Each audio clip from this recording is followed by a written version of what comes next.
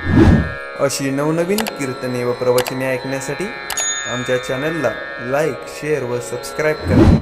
विष्णुमय जग वैष्णवांचा धर्म, विष्णुमय जग वैष्णवांचा धर्म, भेदा भेद भ्रम अमंगळ. आई काजी तुम्ही भक्त भागवत, कराल ते हित सत्य करा. कोणाई जीवाचा नगडो मत्सर, वर्म सर्वेश्वर पूजनाचे. ऐकाजी तुम्ही भक्त भागवत, कराल ते हित सत्य करा. तुका म्हणे एका देहाचे अवयव, तुका म्हणे एका देहाचे अवयव, सुख दुःख जीव भोग पावे. ऐकाजी तुम्ही भक्त भागवत, कराल ते हित सत्य करा. पांडुरंगा करू प्रथम नमन, दुसरे चरण संतांची. त्यांच्या कृपादाने कथेचा विस्तारू बाबाजी सद्गुरु दास तुका. नमो ज्ञानेश्वरा, नमो ज्ञानेश्वरा, निवृत्ती उदारा सोपान देवा.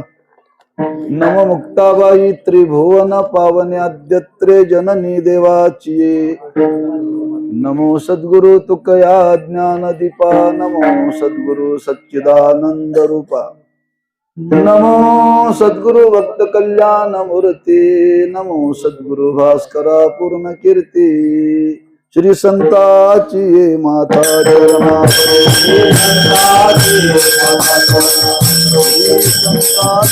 माता चरणा.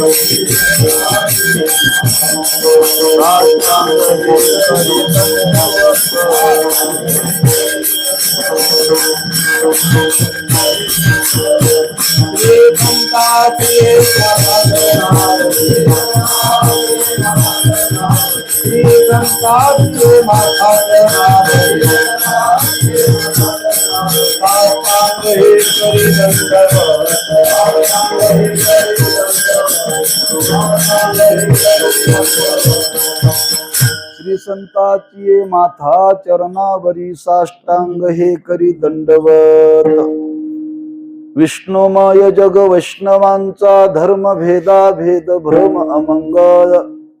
ऐकाजी तुम्ही भक्त भागवत, कराल ते हित सत्य करा. शिवे करता निवडलेला अभंग श्रीमंत जगद्गुरु श्री तुकोबारांचा वैष्णवांचा लक्षण सांगणारा अभंग आहे. प्रतिवर्षाप्रमाणे संपन्न होणारा हा एक दिवसीय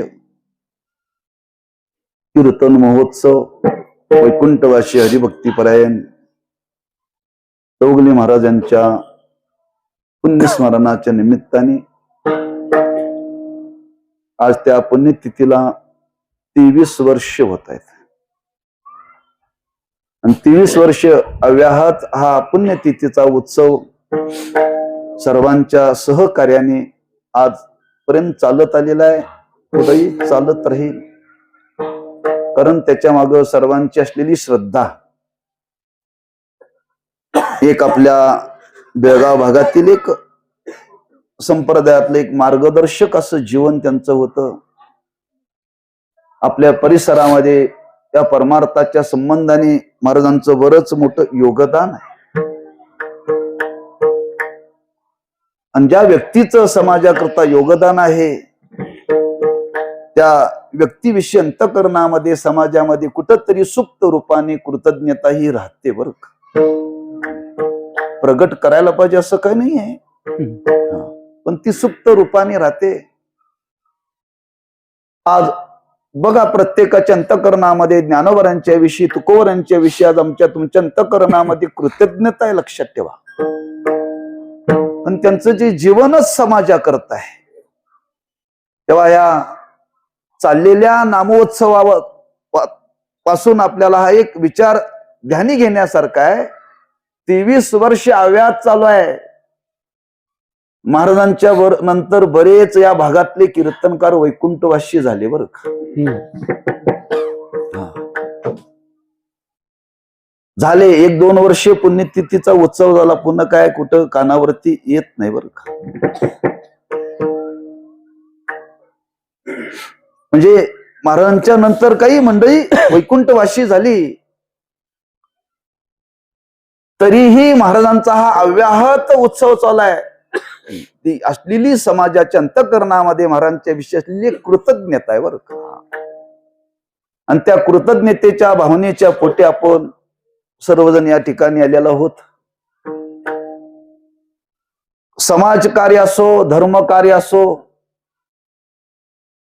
त्या कार्यामध्ये ज्या ज्या व्यक्तीनं कार्य केलेलं आहे त्या कार्याविषयी कुठंतरी प्रत्येकाने जाणीव ठेवली पाहिजे, समाजानेच जाणीव ठेवली पाहिजे. आज समाजामध्ये अशी परिस्थिती निर्माण झालेली आहे, समाजच त्यांच्याविषयी दिवसेंदिवस उदास होत चाललेला आहे. ही अवस्था समाजाच्या दृष्टीने चांगली नाही बरं का. जसं शास्त्रामध्ये वर्णन केलेलं आहे, माय बापाच्या नावाने श्राद्ध घाला. का श्राद्ध घाला? कर्तव्य पुत्राचं, कर्तव्याच्या पोटी मुलाने बापाचं श्राद्ध घातलं पाहिजे. त्याची अनेक कारणं सांगितली. त्यांचं ऋण आहे म्हणून घालावं, आणि त्यांचं श्राद्ध घालण्याने कालांतराने घालणाऱ्या मुलाच्या अंतःकरणामध्ये कुठंतरी कालांतराने शुद्ध भाव प्रगट होतो बरं का. असं वर्णन केले. दीर्घकाल माय बापाचं श्राद्ध जर आपण ते श्रद्धेनं घातलं तर घालणाऱ्याची अंतःकरणाची शुद्धी होते बरं का, शुद्धी होते. काहींनी असं मत व्यक्त केलेलं आहे, पूर्व पक्षांनी मत व्यक्त केलेलं आहे, माय बापाचं श्राद्ध नाही घातलं तर दोष लागतो, घातलं तर काहीच लागत नाही, असं वर्णन केले बरं का. परंतु पूर्व मीमांसेच्या दृष्टीने मात्र विचार मांडलेला आहे की एक अंतःकरणाच्या निष्कामतेला, शुद्धतेला हे उपयोगी पडतं. लक्षात ठेवा, तेच एखाद्या व्यक्तीने परमार्थामध्ये कार्य केलेलं आहे त्या व्यक्तीची कृतज्ञता व्यक्त करण्याने सुद्धा आमच्या तुमच्या अंतःकरणाच्या शुद्धीला हे उपयोगी पडणार एक कर्म आहे बरं का. पण परमार्थामध्ये त्याला प्राधान्य, परमार्थ जो चाललेला आहे तो अंतःकरणाच्या शुद्धतेवरती चाललेला आहे. लक्षात ठेवा, वरच्या शुद्धतेवरती परमार्थ चाललेला नाहीये, अंतःकरणाच्या शुद्धतेवरती परमार्थ चाललेला आहे. आणि ज्याची अंतःकरणाची शुद्धता वाढेल तसा त्याचा परमार्थ बळकट होईल चाललं बरं का. जर आपण परमार्थ करत असताना जर आपल्या जीवनामध्ये जर परमार्थाची सद्भावना कमी होत असेल तर समजावं आपण कमी पडतोय, आपण कमी पडतोय. म्हणून ज्यांनी आपल्या जीवनामध्ये आपल्या करता काही कार्य केलेलं आहे त्यांचं स्मरण करणं आपलं कर्तव्य आहे. याच्या माग कोणतीही अपेक्षा नाही, निष्कामता आहे. लक्षात ठेवा, निष्काम भावनेनं आपण एकत्र सर्वजण आलेलो आहोत आणि त्या निष्कामतेचं फलच आहे अंतःकरणाची शुद्धी. तेव्हा महाराजांनी केलेलं कार्य आहे, योगदान त्यांचं बरंच आहे.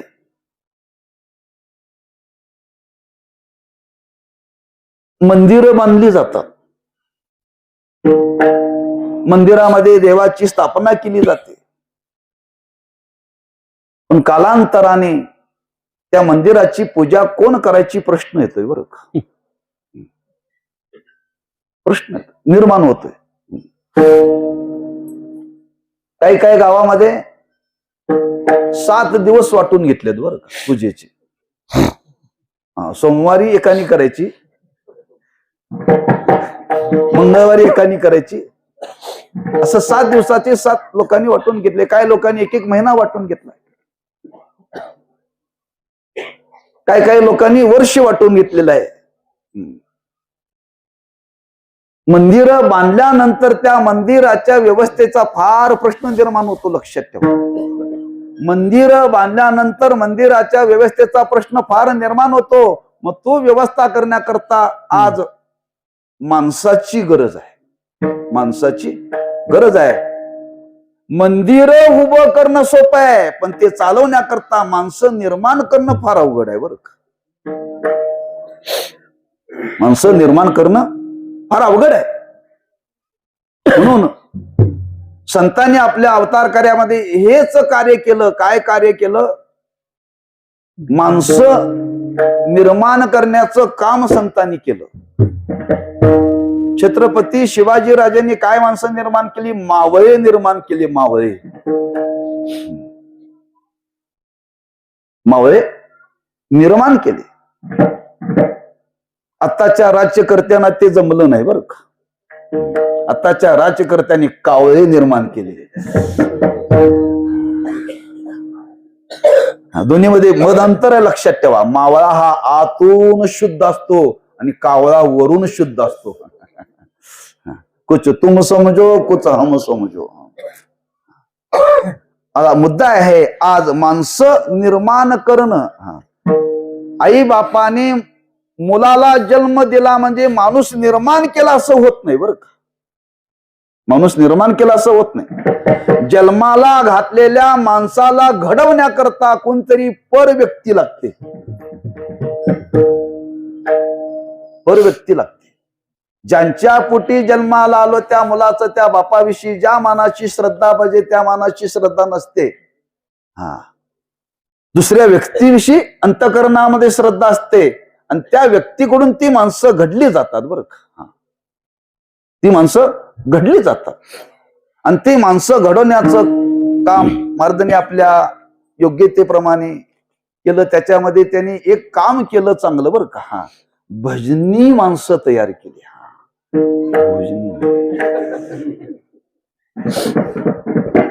भजन करणारी माणसं निर्माण केली. आमच्या एक वडिलांचा स्वभाव बरं का महाराज. आमच्या गारगोटी, राधानगरी, आजरा, कागल त्या भागामध्ये आमच्या वडिलांनी एखाद्या गावामध्ये जायचं आणि सप्ताह सुरू करायचा. ते लोक म्हणायचे, महाराज लोक आमच्याकडे नाहीत, आमच्याकडे पैसा नाही. महाराज म्हणायचे, मी 7 दिवस थांबतो, तुमच्यातला काकडा मी करतो, पारायण मी करतो, दुपारचं भजन करतो, हरिपाठ करतो, मीच प्रवचन करतो, 7 दिवसाची कीर्तन मीच करतो. तुम्ही फक्त हजर राहा.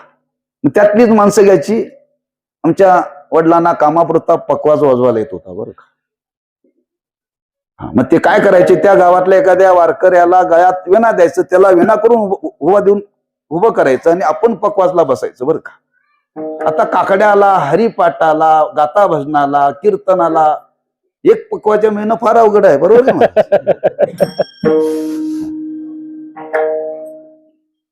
आणि असं करून गावागावामध्ये माणसं निर्माण केली बरं का. फार अवघड आहे.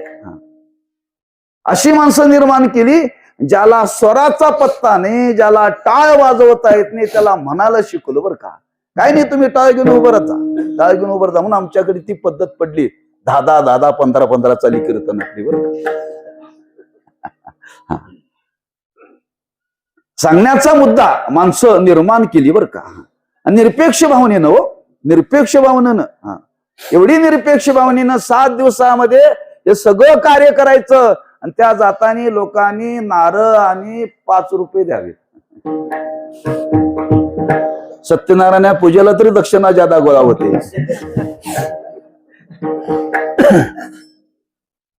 आणि एवढ्या निष्काम भावनेनं त्याच पद्धतीनं महाराजांनी आपल्या जीवनामध्ये आपल्या वाट्याला आलेलं कार्य दिवसभर शेतामध्ये काम करावं आणि संध्याकाळी भजन, प्रवचन, कीर्तन करावं. अशा पद्धतीनं महाराजांनी आपल्या जीवनामध्ये एक निष्काम भावनेनं केलेलं कार्य आहे बरं का. आणि ते आज जिवंत आहे आपल्या रूपाने बरं का.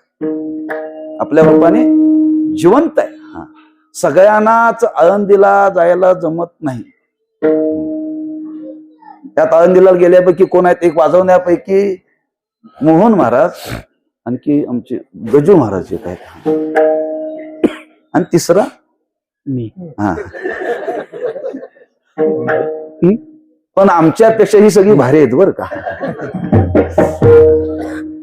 एक मुद्दा, पण आपण तिकडचं घेऊन आलो म्हणून आपण इकडे वाटू शकतो. आपण वाटू शकतो. म्हणजे आपल्या जवळ आहे ते आज यांनी बरीच विद्यार्थी तयार केले वाजवणारी, त्यांच्या संगतीमध्ये बरीच झाली तयार. आणि आता आपण हे शिकलो, आपण शिकण्यामध्ये बरंच आपल्या भागामध्ये बरीच मंडळी येतात, हरिभक्तीपरायण उपलाने महाराज येतात. त्यांनी काही ज्ञान देऊन काही माणसं घडवली, काही कीर्तनकार तयार केले. सांगण्याचा मुद्दा आहे, माणसं घडवण्याचं काम या मंडळींनी केलं. ज्यांनी माणसं घडवण्याचं काम केलं त्याला आयुष्यात कधीही विसरू नये. आणि तोच हा त्यांच्या आज नावाने 23 वर्ष अविरत हा नामोत्सव चाललेला आहे. आपलं सर्वांचं सौभाग्य आहे की त्या निमित्ताने महाराजांचं जीवन सर्वांनी जवळून पाहिलेलं आहे. सर्वांच्या डोळ्यासमोर महाराज आहेत बरं का. फक्त माझ्या एकाच प्रसंगात महाराज डोळ्यासमोर आहेत बरं का. मी पहिल्यांदाच आळंदीहून इकडे कीर्तनाला आलो आणि ते कंगराईला कीर्तन होत. मला येण्याकरता विलंब झाला. 7 ते 9 वेळ होती. आपल्याला अनुभव तेवढा नव्हता. वडिलांचंही कीर्तन होतं. आदल्या दिवशी वडिलांचं होतं, दुसऱ्या दिवशी माझं होतं. येण्याकरता विलंब झाला. मी त्या शिबेशला उतरलो, म्हणलं कंगराईला. ते म्हटले कोणत्या कंगराईला? म्हणलं मला काय माहिती नाही. म्हटलं अहो ते एक लहान आणि एक मोठे आहे म्हटले. मला कंगराई एवढंच माहिती आहे म्हटले. मी म्हटलं त्या कंगराईमध्ये सप्ताह चालू आहे बघा, त्या कंगराईत मला न्या म्हटलं त्या रिक्षावाल्याला. ठीक आहे नेतो म्हटलं. त्यानं बरोबर तिथं आणलं. वेळ निघून गेली होती. अर्धा तास वाट बघितली आणि महाराजांनी विना घेऊन पंचपदी झाली होती. कीर्तनाचा अभंग घेतला होता. ते अजून रूप माझ्या डोळ्यासमोर आहे बरं. मी रिक्षातून उतरल्याबरोबर महाराजांनी विठोबा रुक्मा भजन घेतलं बरं. पहिला दर्शन झालेलं माझ्या जीवनातलं महाराजांचं, जोगले महाराजांचं. मी कधी त्यांना पाहिलं नव्हतं आणि त्यांनी मला कधी पाहिलेलं नव्हतं. त्यांना पाहिलं ते पहिल्यांदा विना घेतलेलंच पाहिलं. काही काही लोक आम्हाला स्टँडवरती पॅन्टवरती पाहतात, मला म्हणजे बऱ्याच महाराज लोकांना. पण पहिलं दर्शन जे महाराजांचं झालं ते खरंच त्या वारकऱ्याच्या रूपामध्येच मला झालेलं दर्शन आहे. आणि तेव्हापासून या परिसराचा संबंध आला. आमच्या भागात एक नेहमी कीर्तनाला यायचे महाराज. आणि तिथं बिद्री कारखान्याच्या वरती गाव बोरवडे म्हणून गाव आहे. आणि ती लोक सांगायचे म्हणजे ओ बेळगाव भागातला कीर्तनकार तो फार उड्या मारतो म्हणले कीर्तनात. आपल्याला नाव माहिती नव्हतं, म्हणजे फार उड्या मारतात होते कीर्तन. मी कधी ऐकलेलं नव्हतं, पण इकडे आल्यानंतर विचारणा केली म्हणले चौगले महाराजच वर का. तात्पर्य महाराजांनी आपल्या जीवनामध्ये एक त्या भजनाचा आनंद घेतला आणि त्या भजनातून काही भजनी माणसं आज तयार केली बरं.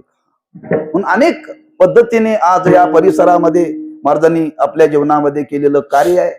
कुठं अधिष्ठानाच्या रूपाने केलं, कीर्तनाचं कार्य केलं, कुठं पारायण केलं, कुठं काकडा भजन केला. पण जे केलं ते परमार्थाच्या तत्संबंधी केलेलं कार्य आहे. आणि त्यांच्या ह्या आज जाण्याला 23 वर्ष पूर्ण होत आहेत. आणि त्या निमित्ताने आता हा सेवेचा योग आहे. तर वर्णन करावं कोणाचं, मला प्रश्न पडला बरं का महाराज. मी साशंकित होतो इथं येऊपर्यंत की आमच्या सगळ्यांचा आग्रह होता की तुम्ही विरहिणीवरती कीर्तन करावं. पण माझं काय धाडस होईना बरं का. कारण त्यातला मी पहिला असा वक्ताय नैमित्तिक कीर्तन करणारा. तेव्हा उद्या कोणी बोट केला महाराजांनी अशा नैमित्तिक कीर्तनाच्या ठिकाणी असा अभंग का घेतला. जी माणसं पाया पडतात तीच माणसं बोट करून दाखवतात बरं का, निर्देश करून दाखवतात. तो आपणच कुठंतरी जतन केलं पाहिजे. या भावनेतून म्हटलं वैष्णवांचं वर्णन करणारा अभंग शिवेकरता घ्यावा. तेव्हा सर्वांच्या परिचयाचा अभंग आहे. त्या अभंगातून जगद्गुरु श्री तुकोबाराय वैष्णवांचं लक्षण प्रतिपादन करतात. कोणाला करतात, कोणाला सांगतात तुकोबाराय?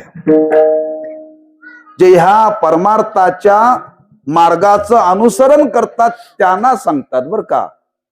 येऱ्या गबाळ्याला सांगत नाहीत. येऱ्या गबाळ्याला सांगत नाहीत. ते कोणाला सांगतात? तुम्ही या मार्गाचं अनुसरण करताय ना, मग या मार्गाचं अनुसरण करताय जर मी काय सांगतो ते ऐका. आई काजी तू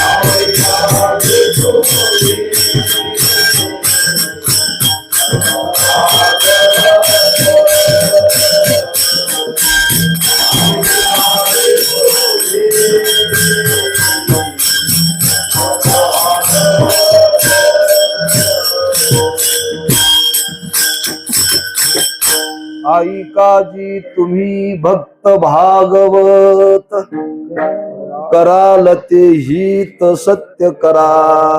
हा, जे परमार्थ करण्याकरता निघाले त्यांना जबाबदारीची जाणीव करून देत आहेत. जी माणसं कामावरती आहेत त्या कामावरती असलेल्या माणसाला त्याच्यावरती एक सांगण्याकरता वाच ठेवण्याकरता माणूस असतो बरं का. हा, वाच ठेवण्याकरता मनुष्य असतो आणि तो येणाऱ्या माणसाला आपल्या कामाची जाणीव करून देतो. बेजबाबदारपणाने येऊ नका आणि बेजबाबदारपणाने जाऊ नका. आपली जी जबाबदारी आहे ती जबाबदारी पाहण्याकरता तो माणूस ठेवला असतो. बघा, इंजिनियर काय करतो? नकाशा करतो. पण काम कोणाला दिलं जातं? ते कॉन्ट्रॅक्टरला बरं का. त्याच्या हाताखाली गवंडी, सेंटरिंग वाले. फक्त नकाशा काढायचं काम केलं कोणी? इंजिनियरनं बरं का. नकाशा काढायचं काम इंजिनियरनं केलं. ह्या जगाचा नकाशा तयार करण्याचं काम देवाने केलं. आणि ह्या जगाला जाणीव करून देण्याची जबाबदारी संतांच्या वरती दिली बर का. मी म्हणत नाही तुका म्हणे मज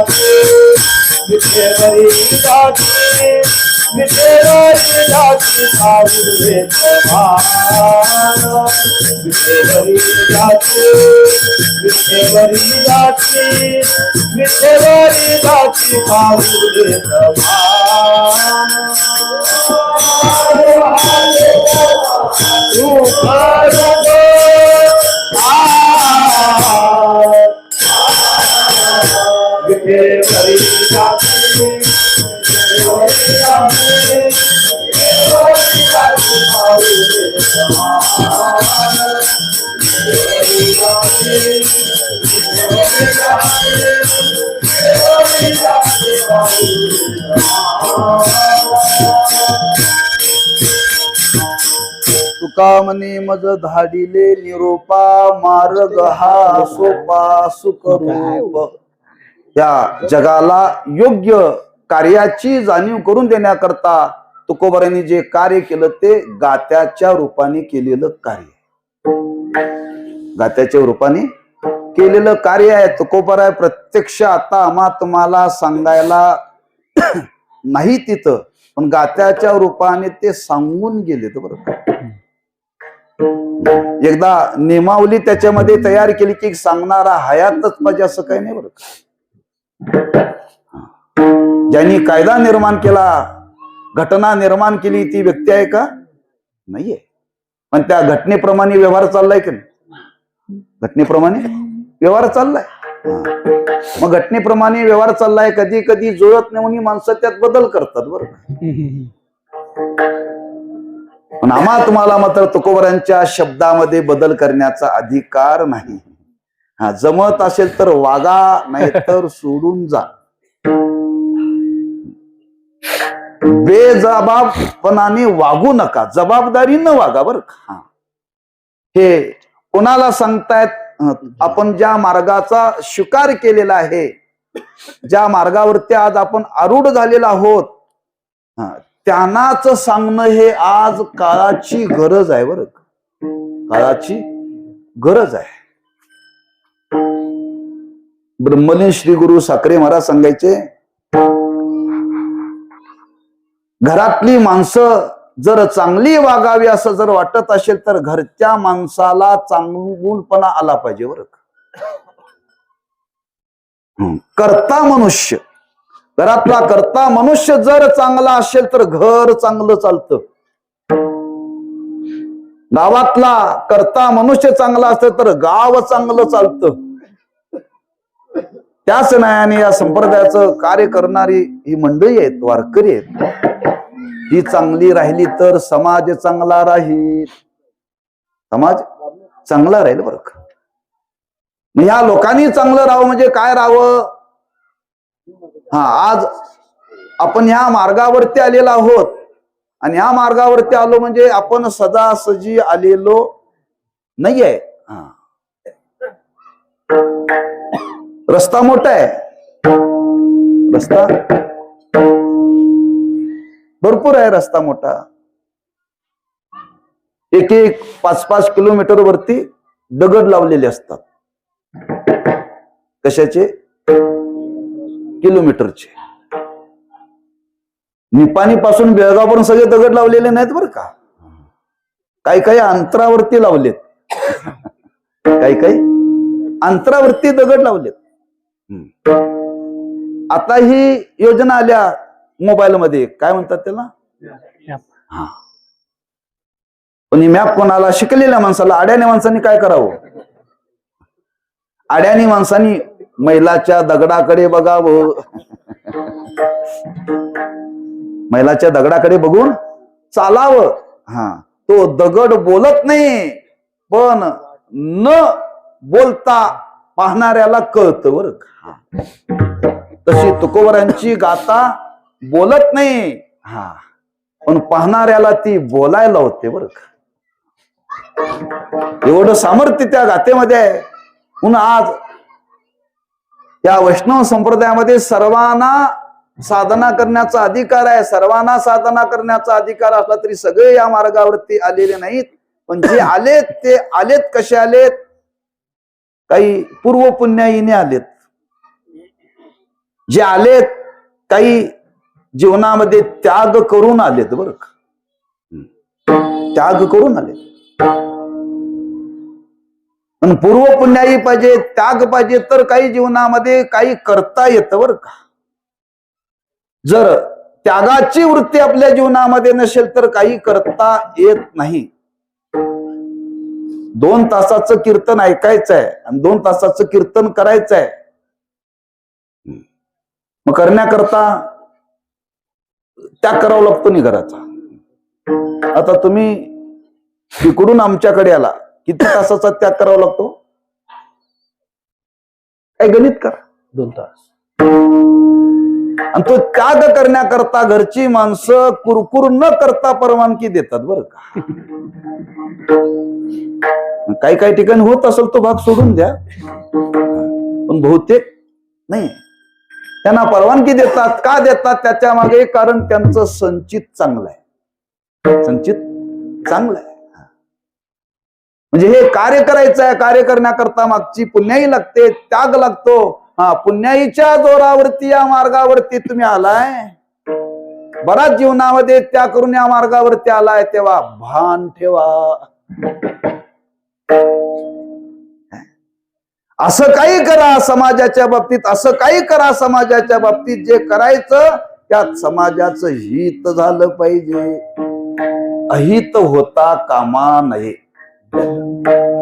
या मार्गावरती येऊन आचरण करत असताना, वाटचाल करत असताना हिताच्या ऐवजी जर अहित जर जीवनामध्ये जर केलं तर महाराज म्हणतात त्याच्यापेक्षा न केलेलं काही बरं.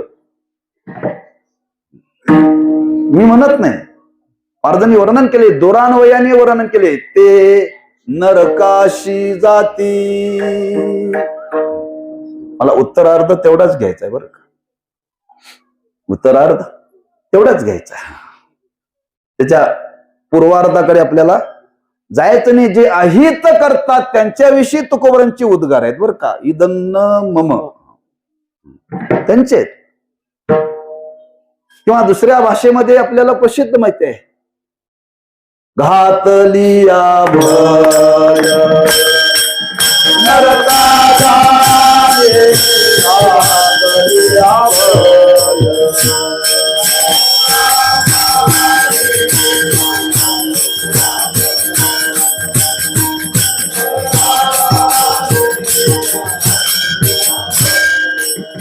तुका म्हणे कच, तुका म्हणे कच, कर्म भाविकाय, कर्म भाविकाय. तुका म्हणे कच, तुका म्हणे कच, कर्म भाविकाय, कर्म भाविकाय. घातलिया भय नरका जाणे, नरका जाणे, नरका जाणे.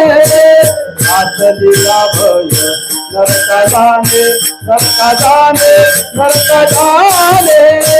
विजयत कांता, विजयत कांता. धागा नारायण, धागा नारायण. नरका जाणे, नरका जाणे, नरका जाणे. घातलिया भय नरका जाणे, नरका जाणे, नरका जाणे. विजयत कांता, विजयत कांता. धागा नारायण, धागा नारायण.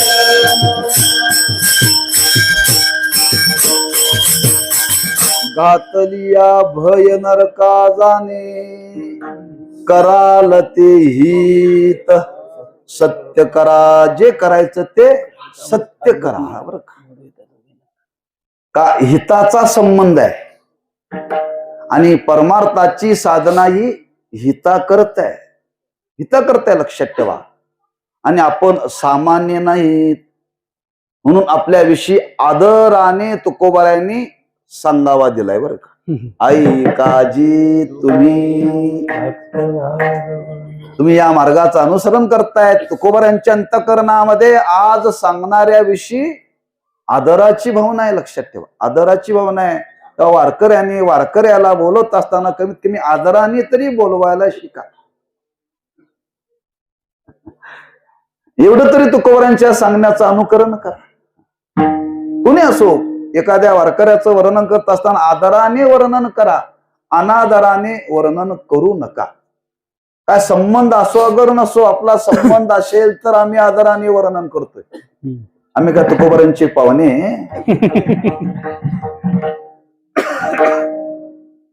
पण महाराज म्हणतात तुम्ही भक्त आहात, तुम्ही भागवत आहात. आपण या मार्गाचं अनुसरण करतो म्हणजे आपल्या अंतःकरणाची काय अवस्था आहे त्या अवस्थेवरून हे वर्णन केले बरं का. आपण भक्त आहोत, भागवत आहोत म्हणजे भगवंताविषयी आपल्या अंतःकरणामध्ये निश्चिम प्रेम आहे. निश्चिम प्रेम आहे. त्या भगवंताविषयी आमच्या अंतःकरणामध्ये एक विधता आहे. त्या निश्चिम प्रेमाच्या पोटी, एक विधेतेच्या पोटी आपण ही परमार्थाची आज वाटचाल करतोय. आणि ती करतोय म्हणजे उद्धाराच्या दृष्टीनं करतोय, निष्काम भावनेनं करतोय. तेव्हा तुम्हाला माझं सांगणं आहे, तुम्ही या मार्गाचं अनुसरण करताय. तुम्ही सामान्य नाहीत, तुम्ही भक्त आहात, भागवत आहात. तेव्हा तुम्हाला माझं सांगणं आहे. काय सांगणं आहे, जबाबदारी आपली काय हे ओळखून घ्या बरं का. आपण ह्या मार्गावरती आज आलेला आहोत आणि या मार्गाचं स्वरूप काय आहे याचा विचार महाराज आपल्याला थोडासा विस्ताराने प्रकट करतायत. म्हणून मी मुद्दा आपल्या समोर मांडलेला आहे. याच्यातून जो विचार मांडलाय तो रिकाम टेकड्या लोकांकरता तुकोबाराय बोलले नाही, तेवढे तुकोबाराय रिकामे नव्हते बर का.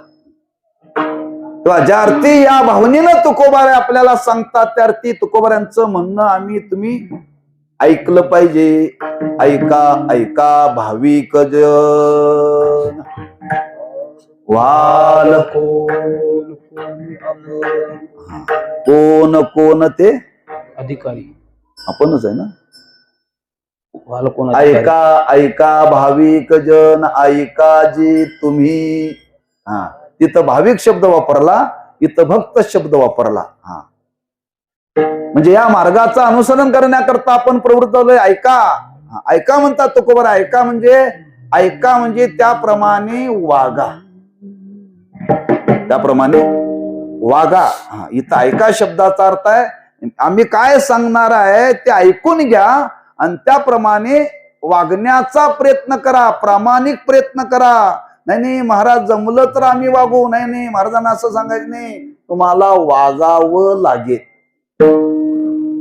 तुम्हाला वागावं लागेल. याची जाणीव करून देतात बर का. म्हणून या मार्गावरती आल्यानंतर आता आपण जबाबदारीनं वागलं पाहिजे, जबाबदारीनं वागलं पाहिजे. बेजबाबदारपणा जीवनामध्ये येता कामा नये, येता कामा नये. आम्ही आश्रमात असताना महाराजांच्या बरोबर आम्ही कार्यक्रमाला जायचो. एक विद्यार्थी बरोबर म्हणून एक दोन विद्यार्थी महाराजांच्या बरोबर असायचे. 8 महिने महाराज कार्यक्रम करत होते, 4 महिने जात नव्हते.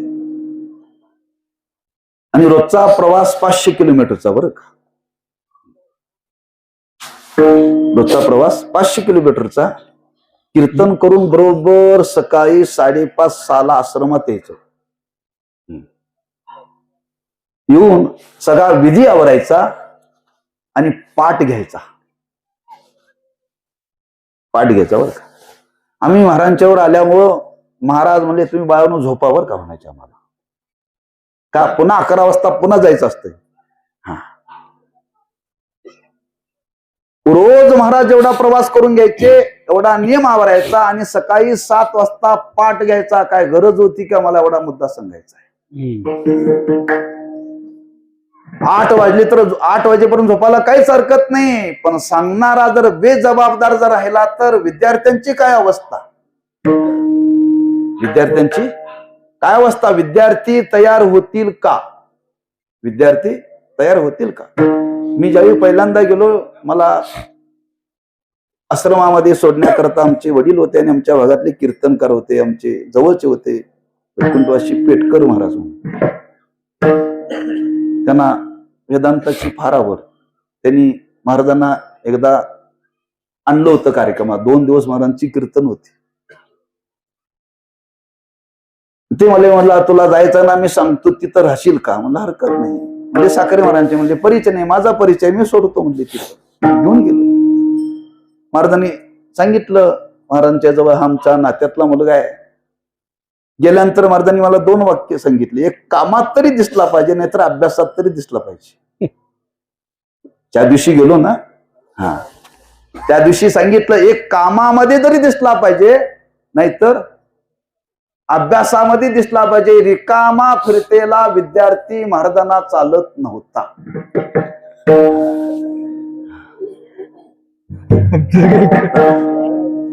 कधी कधी महाराज पुण्याला जायचे आणि ती गाडी आलेली आश्रमात दिसायची, वेळ आलेली गाडी आलेली म्हटली की मुलं जे हातात असेल ते टाकायचे आणि खुलीत पळायची सगळी. बरोबर. महाराजांच्या समोर एकही मुलगा दिसता रिकामा कामा नये. मी कशा करता सांगतोय? जो जबाबदारीने वागला तोच समाजाला याची जाणीव करून देऊ शकतो. बरं का? तेव्हा आपलं हे काम आहे. आपण या संप्रदायाचा स्वीकार केलेला आहे आणि संप्रदायाचा स्वीकार केल्यामुळे तुकोबाराय म्हणतात, ज्याच्यामध्ये हित आहे त्याचा विचार करा. हित कशामध्ये आहे? आपल्या वाट्याला जो धर्म आलेला आहे त्या धर्माचं पालन करणं याच्यामध्ये आपलं हित आहे. मग आपला धर्म कोणता? जो वैष्णवांचा धर्म तोच आपला धर्म. जो वैष्णवांचा धर्म तोच आपला धर्म. वैष्णवांचा धर्म काय आहे? त्या धर्माचं स्वरूप काय ते सांगावं लागलं. जर आपल्या जीवनामध्ये जर वागायचं असेल, हिताचा विचार जर घेऊन जीवन जगायचं असेल तर हित कशामध्ये आहे? ज्या धर्माचं अनुष्ठान करण्यामध्ये हित आहे असा धर्म आजपर्यंत कोणी पाळला त्याचं स्वरूप महाराज अभंगाच्या पहिल्या चरणामध्ये सांगतात. विष्णुमय जग वैष्णवांचा धर्म, विष्णुमय जग वैष्णवांचा धर्म, विष्णुमय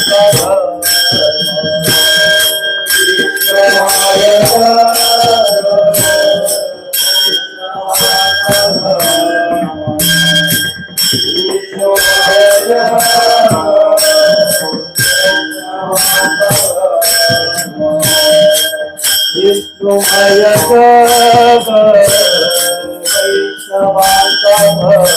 वैष्णवांचा धर्म, विष्णुमय जग वैष्णवांचा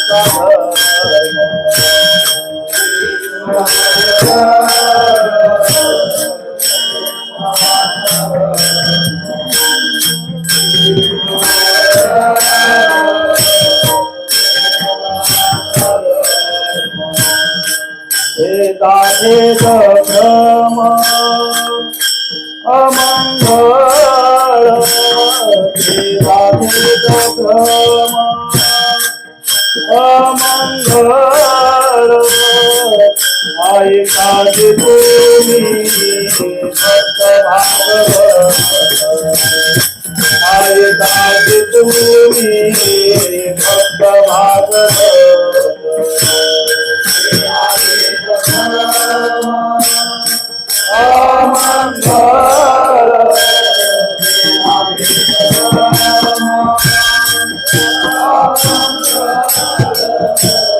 आई काज तुम्ही भक्त भागवत, आई काज तुम्ही भक्त भागवत.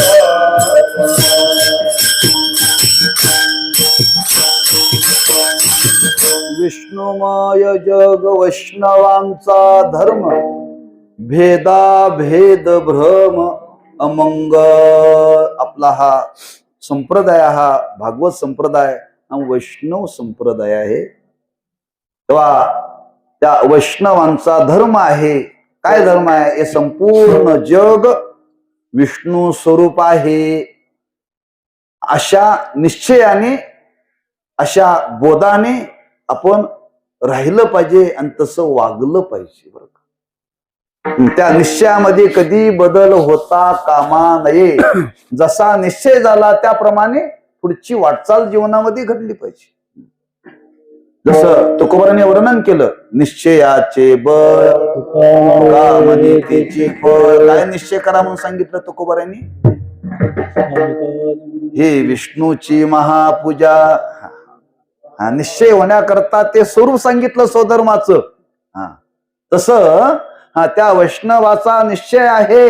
हे संपूर्ण जगत विष्णू स्वरूप आहे. निश्चय नाही, त्या निश्चयाबरोबर त्याचा तसा बोध आहे. बोध, निश्चय वेगळा आणि बोध वेगळा. बरं का? आणि त्या बोधामध्ये हे वैष्णव राहतात. हा संपूर्ण त्यांच्या दृष्टीने हे जग जग नसून जग हे विष्णू स्वरूप आहे. कसं काय? त्यांनाच कसं काय दिसतं, आम्हाला का दिसत नाही? कसं दिसत? बोध. आणि संपूर्ण हे जग विष्णू स्वरूप दिसण्याकरता पहिल्यांदा मी तसा आहे असा निश्चय झाला पाहिजे ना. तसा आपला निश्चय झाला पाहिजे. आपला तसा निश्चय झाला तर जसं तुकोबारांनी वर्णन केले, ज्ञानोबारांनी वर्णन केले, ज्ञानदेवा गोडी संगती सज्जनी हरी दिशे जनी वनी. कधी?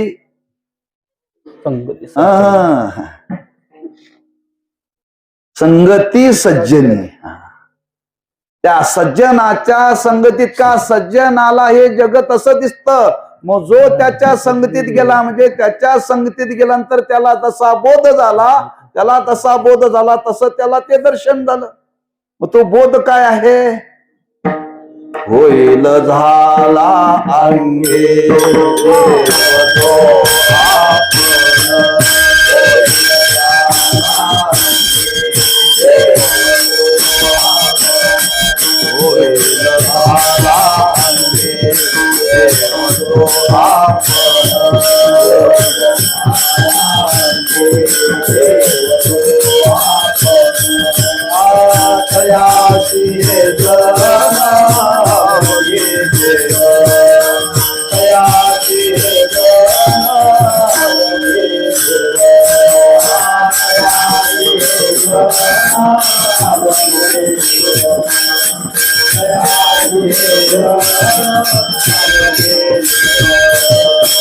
होईल झाला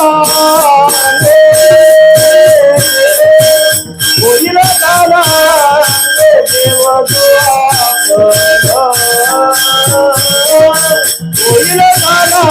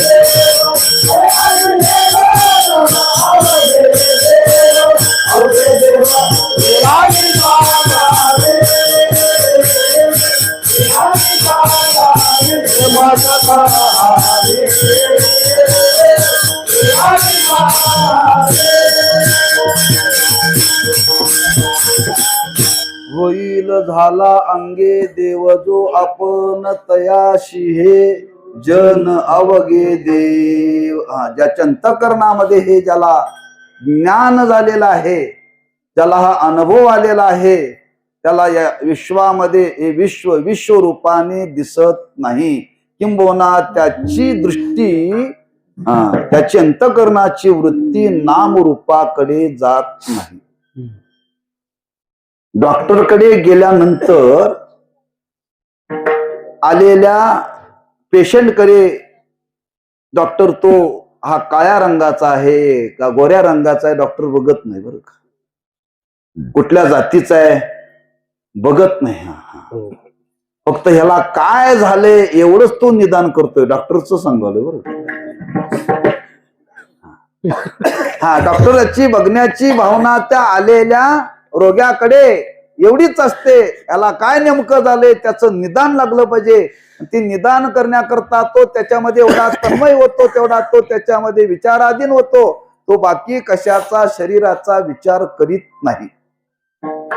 एखादा डॉक्टर जर रोग्याला पाहिल्यानंतर त्याच्या बाकीचा विचार करत नाही, ज्याला बोध झाला तो कसा या जगाकडे पाहताना जग पाहिल, किंबहुना त्याला जग जग दिसतच नाही.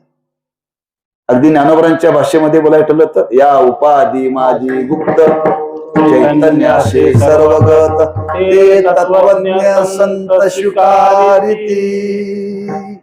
आम्ही तत्व सोडतो आणि उपाधीलाच धरतो,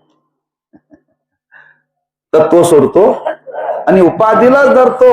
हे महात्मे उपाधीकडे बघतच नाही, त्या उपाधीमध्ये असलेलं तत्वच त्यांची वृत्ती आता नामरूपाकडे जात नाही. जग हे नामरूपात्मक आहे, जग हे नामरूपात्मक आहे, पण त्या नामरूपाकडे न जाता आता हे जग जग संपूर्ण परमात्म स्वरूप आहे, विष्णू स्वरूप आहे. याच बोधाने या संपूर्ण या विश्वाकडे या जगाकडे पाहतात आणि हे पाहणं या भावनेनं निश्चय करून ती जगतात.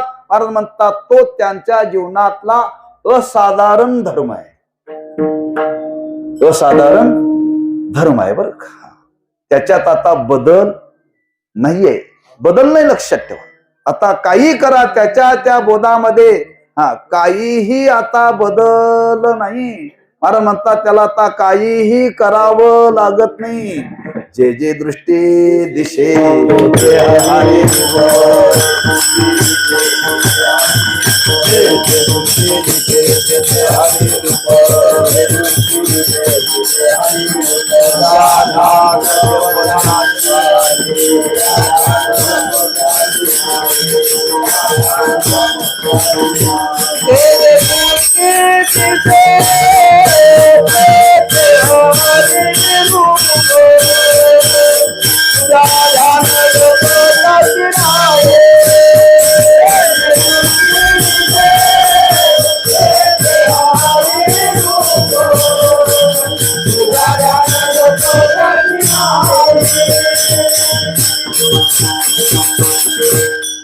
त्या गुरु भक्ताचं वर्णन करताना ज्ञानोबरांनी 13व्या अध्यायामध्ये फार सुंदर वर्णन केले बरं.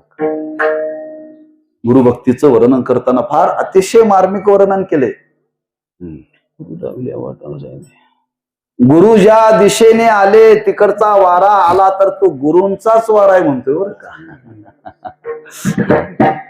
प्रत्येक क्रियेमध्ये त्या गुरु भक्ताला गुरुच दिसतात, बाकी काही दिसत नाही. आम्ही बघतो गुरुगुरतोय. कोणती क्रिया केली तरी ज्या मातीवरती गुरूंचा पाय पडला ती माती म्हणजे माती नाही, ती कपाळाला लावतो बर का. हीच अवस्था त्या वैष्णवाच्या जीवनातली बर का. त्याला आता काही करावं लागत नाही, आता आपणच त्याचं ध्यान करायचं आपण बरं का. आपणच त्याची पूजा करायची. तो आता कोणाची पूजा करत नाही, तो कोणाचं ध्यान करत नाही, तो कोणाचं जप करत नाही. आपणच सगळं त्यांच्याकडे पूजा ध्यान जप त्याशी नाही कोणाशी आमाशी अशा बोधामध्ये अशा निश्चयामध्ये तो या विश्वामध्ये या जगतामध्ये वावरत राहतो. आता त्याची दृष्टी त्या नामरूपाकडे जात नाही, किंबहुना त्याच्या दृष्टीने नामरूप आता राहिलेलंच नाही, राहिलेलंच. प्रसिद्ध दृष्टांत आहे, सर्वांच्या परिचयाचा आहे. सोनाराकडे जर तुम्ही सोनं घेऊन गेला तर सोनाराची दृष्टी वृत्ती नामरूपाकडे जात नाही. सोनार म्हणजे भक्त नव्हे, सोनार म्हणजे वैष्णव नव्हे. पण त्या सोनाराची मात्र त्या अलंकार पाहिल्यानंतर तो अलंकाराकडे त्याची दृष्टी कधीच जात नाही.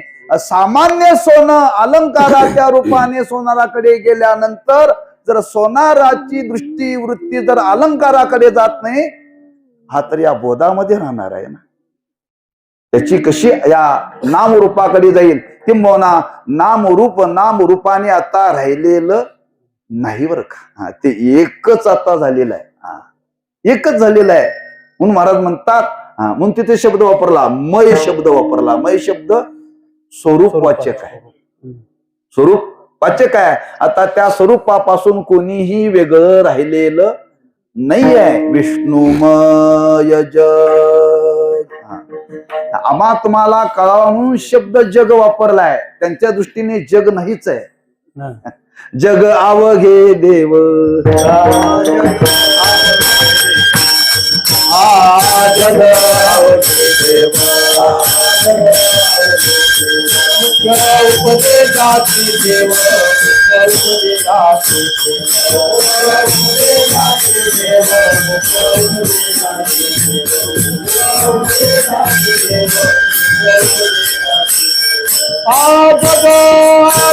देव, मुख्य उपदेशाची देव, मुख्य उपदेशाची देव,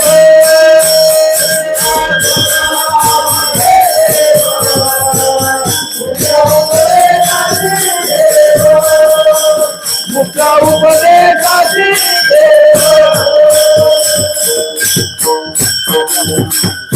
जग अवघे देव, मुख्य उपदेशाची ठेव. दोन उदाहरण आपल्याला मी देऊ ते व्यवहारातली.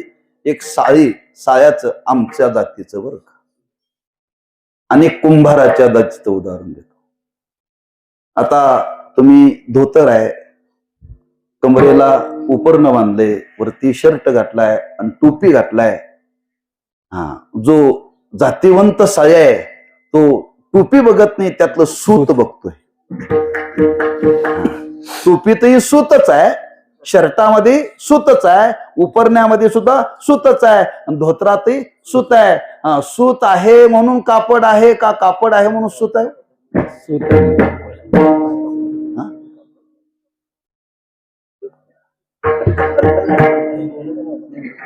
काय म्हणा, सगळं सूत आहेच, कापड नाही आहे. कापड नाही आहे.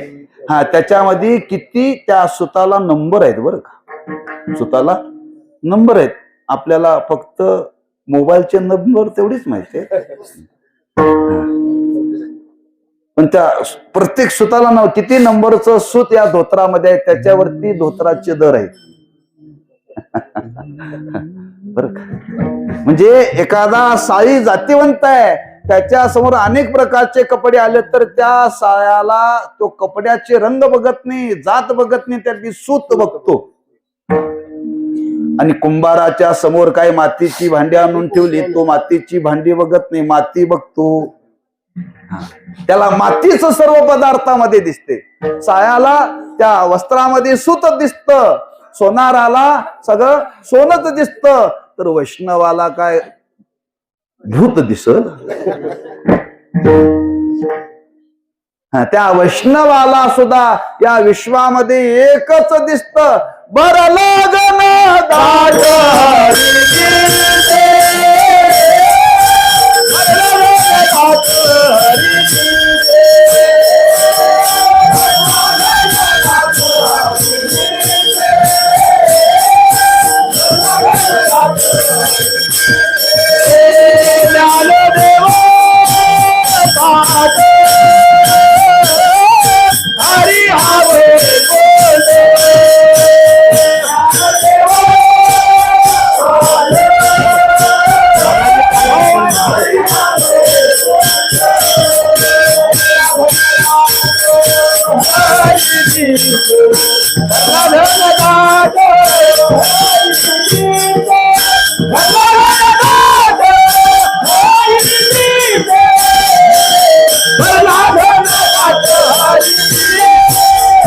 हरी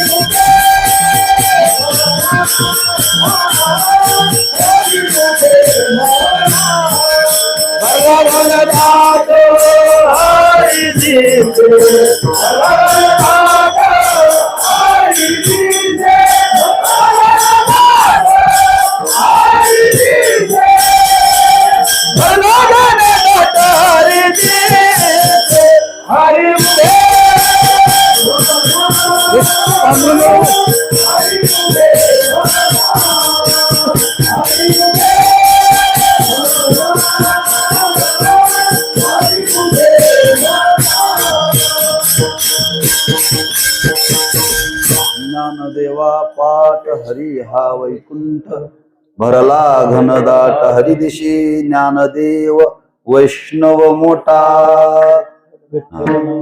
विष्णुमय जग वैष्णवांचा धर्म मग पुढं काय भेदा भेद भ्रम अमंग हे आमच्या तुमच्या करता सांगितलं तुमचं बरं का?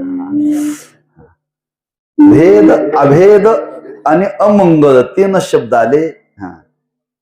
इथं 2 शब्द महत्वाचे शास्त्रीय दृष्टीने वापरलेले आहेत. एक भेदाची प्रमा, अनेक ठिकाणी अभेदाची प्रमा. अभेदाची प्रमा जिथं आहे तिथं भेदाची प्रमा पान म्हणजे भ्रम अमंगळ आहे. मी काय सांगितलं लक्षात ठेवा. जिथं अभेदाची प्रमा आहे तिथं भेद पानं म्हणजे तो भ्रम आहे आणि तो अमंगळ आहे. आणि जिथं भेदाची प्रमा आहे तिथं अभेद पाहणं म्हणजे तो भ्रम आहे आणि अमंगळ आहे, तो टाकून द्या. तुम्ही ऐकणारे आहात म्हणून ते लगेच तुम्हाला कळतंय. बाकीचे म्हणते काय मराठीच बोलाले तर काय, हे मान हलवालेत बरोबर आहे पण याच्यातलं कोणीच मान हलवणार सारख्यापैकी कोणीच मान हलवणार. हो, ही दोघं तिघच हलवा लागले. ते म्हणते यांच्यातले एकाच वेळातली ही बाकीची 2 वेळी दिसतात. आता तुकोवरणी शब्द वापरलाय भेदा भेद भ्रम अमंग म्हणून तिथं भेदाची प्रमाणे अभेदाची प्रमा. जिथं भेद मानायचा तिथंच भेद माना. भेदाच्या ठिकाणी अभेद मानू नका. आणि तो जर मानला तर त्याच्यामध्ये अहित आहे.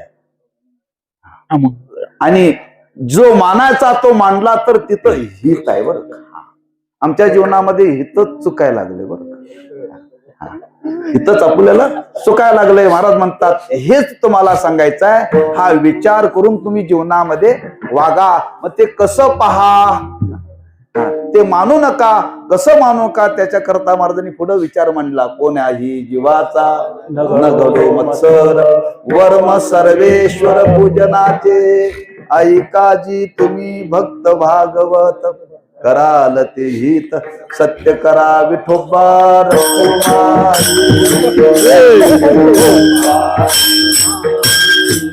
जय जय विठोबा. विष्णुमय जग वैष्णवांचा धर्म भेदा भेद भ्रम अमंगळ. ऐकाजी तुम्ही भक्त भागवत कराल ते हित सत्य करा भेदा भेद भ्रम अमंगळ. मी देह आहे आणि मी सच्चिदानंद स्वरूप आहे. दोन्हीकडे मी आहे. बरं, मी देह आहे आणि मी सच्चिदानंद स्वरूप आहे. काय फरक आहे? जरा मोठ्याने सांगा की. शनिवार उद्या हो, आज मारुती राहे. आधी सांगायचं नाही मला, मी पण नोंद धरला असतो तुमच्यावर.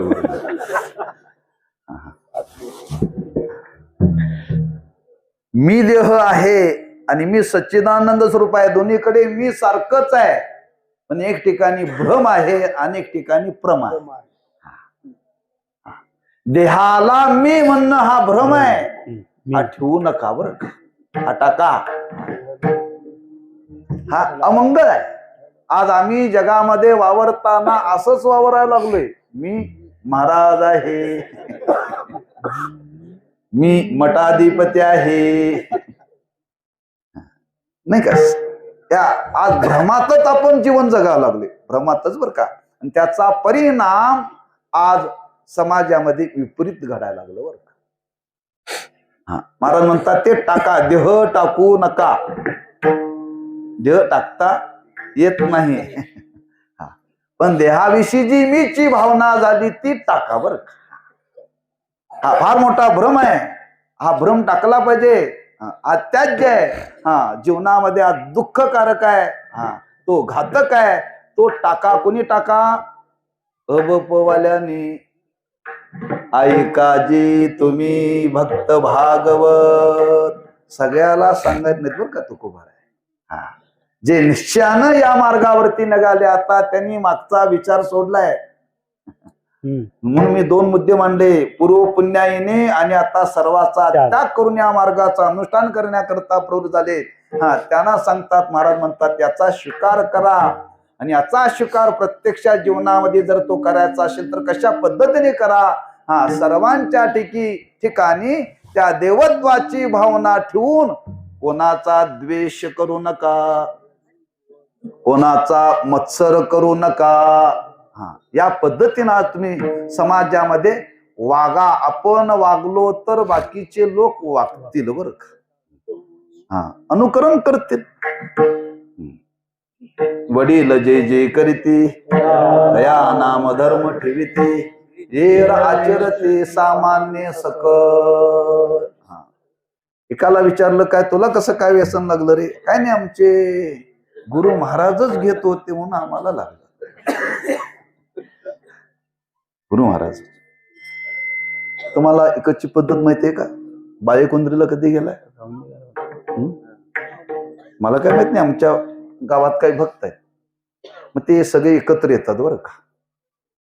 ती पूजा करतात आणि त्यांच्यात ती पद्धत आहे, तो प्रसाद म्हणून घ्यायचा. प्रसाद म्हणून घ्यायचा. मी त्याचा कधी विचार केला नाही. हा, हो, हाय हाय, नाही असू दे. हा हा, नाही मला ते आपल्याला नावं ठेवायचे नाही. मी कोणाचं दोष काढण्याकरता विचार तुमच्या समोर मांडत नाही. हा, आता ते घेत होते पण घेऊन त्यांच्या मनावरती त्याचा काय परिणाम झाला नाही बरं का. त्यांच्या मनावरती काय परिणाम झाला नाही, पण ते घेत होते म्हणून त्यांचाच प्रसाद घेऊन तुम्ही जर घ्यायला लागला तर तुम्हाला कालांतराने व्यसन लागेल बरं का. हा माझा मुद्दा म्हणायचा. हा, व्यसनाधीनता वाढेल. हा, त्यांचा भाव वेगळा होता आणि आपला भाव वेगळा आहे. हा, म्हणून असे जे वैष्णव, त्या वैष्णवांचा धर्म ठेवून आपण त्यांच्या पावलावरती पाऊल ठेवून जीवनामध्ये बघायचं आहे. आपल्याला जरी हे जग विष्णू स्वरूप जरी दिसत नसतं तरी कमीत कमी अशा भावनेनं वागा. हे सगळे देवच आहेत. कोणाचा द्वेष करू नका, कोणाचा मत्सर करू नका, कोणाचाच करू नका बरं का. हा, आता आपल्याला सांगता जगामध्ये जेवढे जीव आहेत त्या कोणत्याही जीवाचा द्वेष करू नका. हा, आणि कोणाचाही मत्सर करू नका. का करू नका? हीच तुमच्या जीवनातली खरी पूजा आहे. हीच खरी पूजा आहे. तुम्हाला आता घरात बसून देवाऱ्यातल्या देवाची पूजा करायची गरज नाहीये. कुठल्या देवा जाऊन तुम्हाला पूजा करण्याची गरज नाही.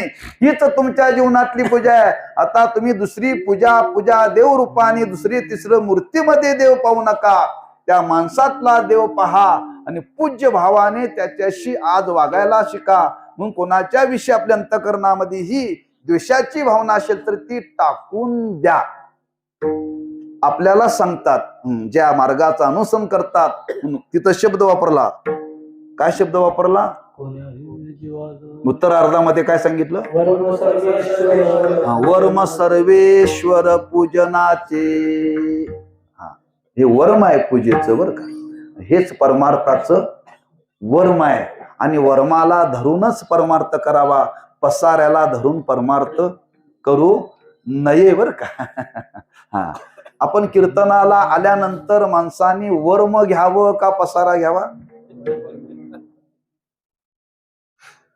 जेवायला बसलो, जेवायला बसल्यानंतर त्यातला मुख्य जो मिष्टान्नाचा पदार्थ आहे तो खावा का भाजी खात बसावं? हा, स्वयंपाक म्हटलं की त्याच्यामध्ये काहीतरी विशेष रूपाने काय असतं, मिष्टान्न असतं. म्हणून आम्ही आळंदीला ज्यावेळी शिकायला होतो ना, 12 महिने मधुकरीच खायचे हो. मग ती 3 वर्षातून एकदा अधिक मास येतो. मग त्या अधिक मासामध्ये 1 महिना उत्सव आणि रोज पंगत बर का, रोज एक पक्वान्न. आणि रोज एक पक्वान्न असल्यामुळे आमची चढाओढ खायची. काय जे मिष्टान्न पदार्थ आहेत ते. मी 16व्या वर्षी गेल्यानंतर 2 वर्षांनी काहीतरी अधिक मासाला, मी त्या अधिक मासामध्ये एक दिवशी कमीत कमी 10 लाडू खाल्ले होते बुंदीचे बर का. किती? 10 लाडू चढाओढीने. पण सगळे पचत होते बर का. सगळे पचत होते. हा, म्हणजे पंगत आहे, त्या पंगतीमध्ये काहीतरी विशेष रूपाने पदार्थ असतो बर का. आणि तो पदार्थच काही माणसं पंक्तीला बसल्यानंतर पोटभर खातात. पोटभर. बाकीच्या अन्नाला किंमत त्या दिवशी कमी असते. हा, मे महिना म्हटलं की मे महिन्यामध्ये आंबरसाला होतो. बरोबर आहे, आंबरसच खायचा, दुसरं काही नाही. तसं जीवन जगत असताना त्या जीवनामध्ये महाराज म्हणतात पूजा करायची आहे ना, पूजा करत असताना देवाची पूजा आता करायची नाही, ते वर्म जाणून आता पूज्य भावाने सर्वांच्या ठिकाणी नतमस्तक व्हायला शिका. बाकीचा पसार आता जीवनामध्ये स्वीकारू नका. वर्मच जे मी सांगत होतो, कीर्तनाला आल्यानंतर पसारा लक्षात ठेवायचे नाही. मग काय ठेवायचं लक्षात? तात्पर्यम पकडतव्यम. तात्पर्यम, अभंगाचं तात्पर्य काय तेवढंच पकडून ठेवायचं. लोक म्हणतात महाराजांनी सासूची गोष्ट चांगली सांगितली, पण कशा करता सांगितली ते म्हणते मला माहिती नाही, मला माहिती नाही. तात्पर्य तसं या जीवन जगत असताना आपण परमार्थाच्या वाटेवरती आहोत. तेव्हा महाराज म्हणतात जे वर्म सांगितलं ते एकच वर्म, सर्वांच्या ठिकाणी एक परमात्माच आहे आणि त्याच्याकडे पूज्य भावनेनं तुम्ही पहा. कोणाविषयी आपल्या अंतःकरणामध्ये कोणत्याही प्रकारचा विकल्प येऊ देऊ नका. महाराजांना विचारलं, असा जर विकल्प निर्माण झाला, असं घडलं तर काय होईल? महाराज म्हणतात त्याचा परिणाम काय होईल ते महाराज शेवटच्या चरणामध्ये सांगतात. तुका म्हणे का देहाचे अवयव, तुका म्हणे का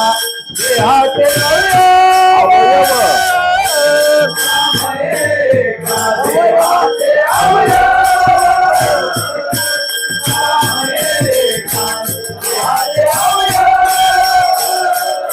तुका दुःख जीव भोग पावे, दुःख दुःख जीव भोग पावे, आई दाजी तुम्ही भक्त भागवत, करागते हित करा.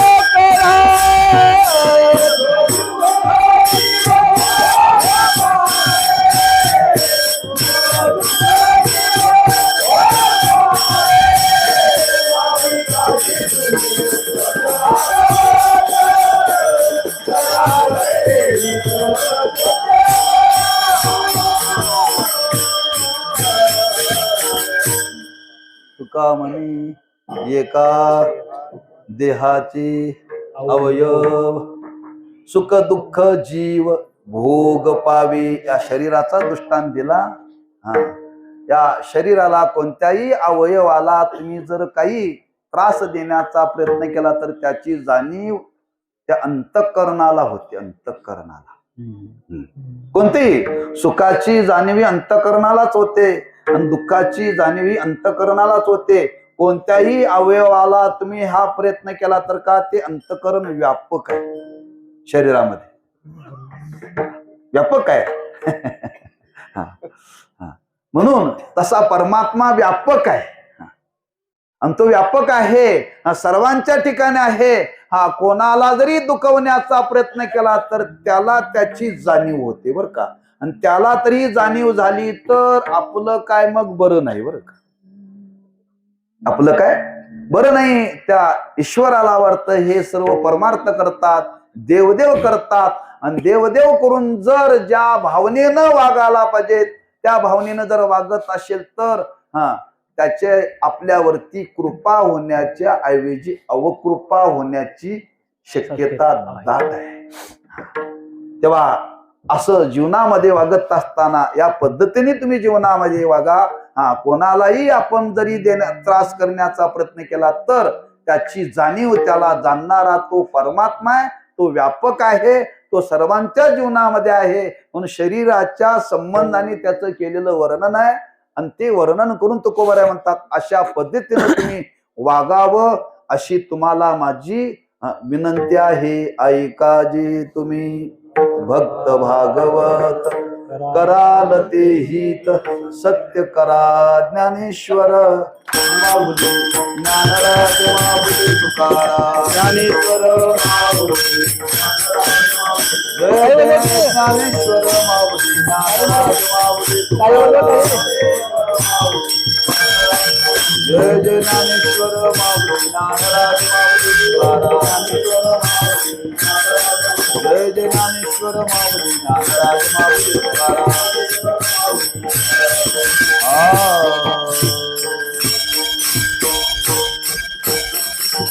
विष्णुमय जग वैष्णवांचा धर्म भेदा भेद भ्रम मंगळ ऐकाजी तुम्ही भक्त भागवत कराल ते हित सत्य करा. कोण्याही जीवाचा न घडो मत्सर वर्म सर्वेश्वर पूजनाचे. तुका म्हणे एका देहाचे अवयव सुख दुःख जीव भोग पावे. ऐकाजी तुम्ही भक्त भागवत कराल ते हित सत्य करा. वेळीची मर्यादा मनीमानशी घेऊन ऐसा धावता भाव त्या अभंगाचा आपल्या समोर प्रकट केला. का धावता केला? आपण सर्वजण जाणते आहात म्हणून, वयाने नव्हे, बुद्धीने या परमार्थाच्या बाबतीत आपण थोडे जाणणारे आहात, जाणकार आहात. आणि जाणकार असल्यामुळे थोडासा धावता भाव या अभंगाच्या माध्यमातून आपल्यासमोर प्रगट केला. एका निष्ठावंत कीर्तनकाराच्या, एक वारकऱ्याच्या पुण्यस्मरणाच्या निमित्ताने काहीतरी सद्भावना व्यक्त करावी. आणि ती सद्भावना लौकिक दृष्टीने व्यक्त करण्यापेक्षा पारमार्थिक दृष्टीने व्यक्त करावी म्हणून त्या वैष्णवांचं वर्णन करण्याचा थोडासा प्रामाणिक प्रयत्न केलेला. झालेली सेवा त्यांच्या चरणी ही समर्पित करायची आहे, त्या सद्गुरूंच्या चरणी समर्पित करायची आहे. आणि एवढंच मागायचं आहे, आमच्या जीवनामध्ये ही अवस्था यावी बरं का. या अवस्थेत या भावनेनं वागण्याकरता जे सात्विक धैर्य लागतं ते आमच्या जीवनामध्ये उतरावं. आणि हळूहळू आमच्या जीवनाची या पद्धतीने वाटचाल घडावी अशी त्यांच्या चरणी प्रार्थना करून शिवेला पूर्ण रामदेव पायाच्या प्रसादे काही बोलिलो विनोदे. मज क्षमा करणे संतेन व्यंगभूत युक्ती नोहे या उपदेश तुमचे बडबडिलो शेष. तुमच्या कृपेचे पोसणे जन्मो जन्मी तुका म्हणे तुकाराम तुकाराम तुकाराम तुकाराम.